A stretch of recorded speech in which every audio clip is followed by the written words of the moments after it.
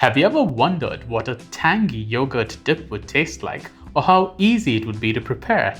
If your answer is yes, keep watching. Hey everybody, Sam over here from Samyara's Den, where Dilyara and I explore various recipes for the everyday you.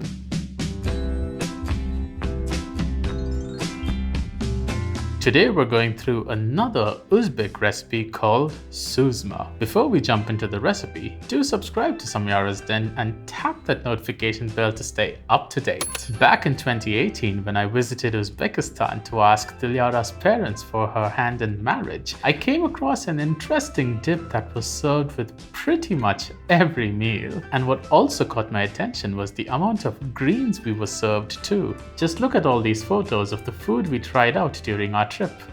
Back to topic, the dip we're talking about in this video is called suzma. Now, it was difficult for me to understand what it was at first.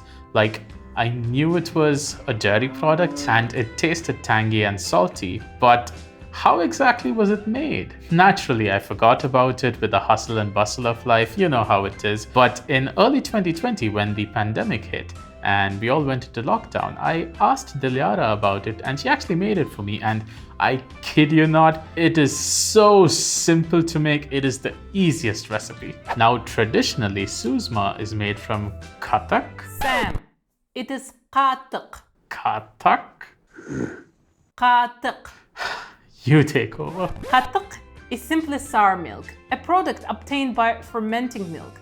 The closest substitute that we found in India is Greek yogurt that's been in the fridge for a week or two. While growing up, I didn't know that qatak and kefir were two dairy products of the same family. We use the names interchangeably in our place. Back to you, darling. Now, I mentioned making suzma is super simple. You will see for yourself. Be prepared that it will take a day or two to make it, but trust me, suzma is worth the wait. Mix your Greek yogurt with a generous portion of salt. My proportions are 1 teaspoon of salt for 1 liter of Greek yogurt. You can adjust the amount of salt according to your taste. Line a colander with a cheesecloth folded a few times and set it in a shallow dish. Pour in your salted yogurt and squeeze out as much of the liquid or whey as possible. Next, tie the cheesecloth at the top to form a tight bundle and place some weight on top of it. Place this in the fridge for 24 to 36 hours for the remaining liquid to drain off and the yogurt to thicken.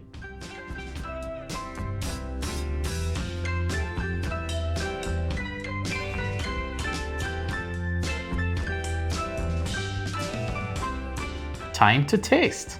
I love adding some freshly cut greens to my suzma. You can also add any spice of your choice. I'm going to have it with pieces of cucumber and carrot that make it a perfect snack during your workday. You can also add suzma into your broths, soups, salads, or it can be used as a spread for your sandwiches. Judaya mazali.